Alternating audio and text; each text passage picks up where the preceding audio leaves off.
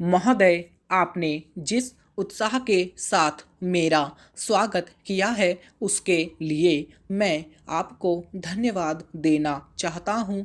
आपने ठीक ही कहा है कि मेरा यहाँ आना पहली बार नहीं है। मुझे जहाँ तक स्मरण है यह पांचवा समय है जब मैं आपके इस सुंदर प्रदेश में आया हूँ।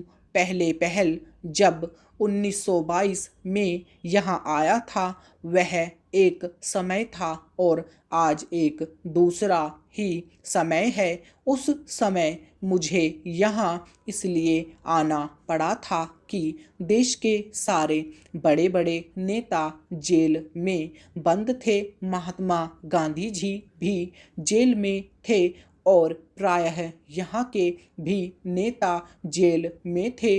दुर्भाग्यवश या सौभाग्यवश किसी प्रकार मैं बाहर रह गया था और जब मुझे यह समाचार मिला कि इस प्रदेश में विशेषकर सरकार की ओर से बड़ी सख्ती हो रही है तो मैंने सोचा कि यहाँ आना आवश्यक है।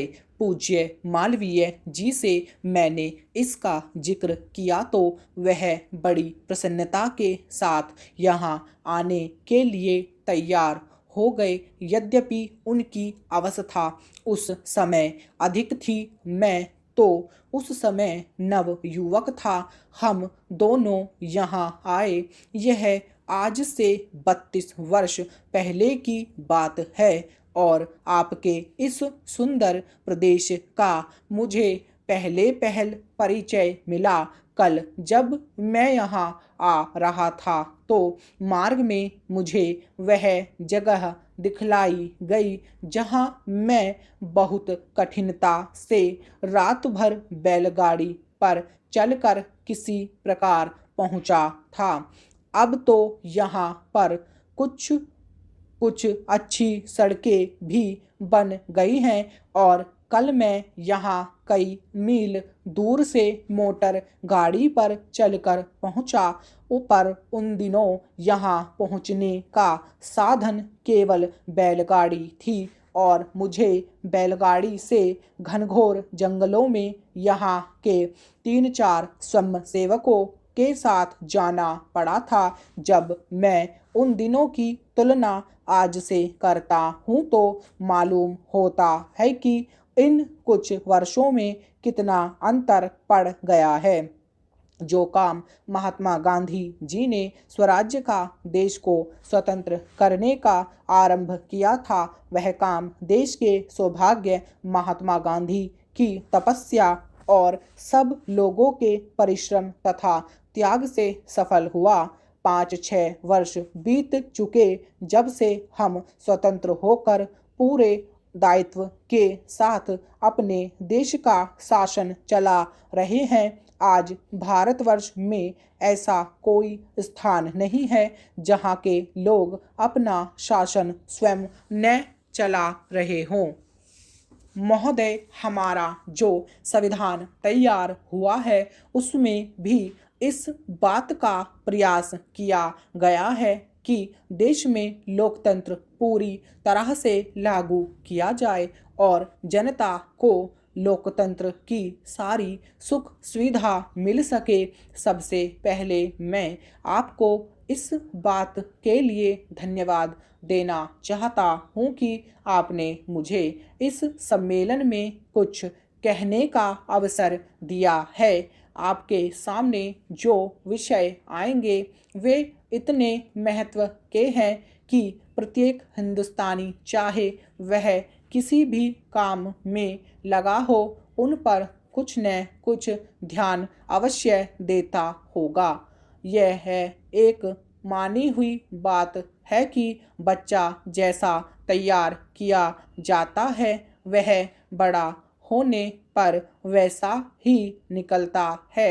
शिक्षा का काम यही है कि उसको अच्छी तरह से सुलझे तरीके पर तैयार करे और उसको इस योग्य बनाए कि उसे जिस किसी भी काम में लगाया जाए वह उस काम को कुशलता और सफलता के साथ पूरा कर सके।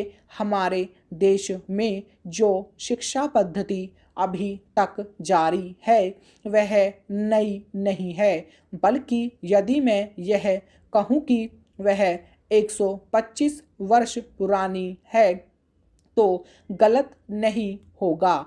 125 वर्ष पहले जिस उद्देश्य को सामने रखकर यह शिक्षा पद्धति जारी की गई थी वह उद्देश्य अब नहीं रहा, पर शिक्षा पद्धति अब तक लगभग वही है। मैं मानता हूँ कि इस बात का प्रयत्न किया जा रहा है कि उसमें परिवर्तन किया जाए जिससे हमें अपनी आवश्यकताओं की पूर्ति में सहायता मिल सके।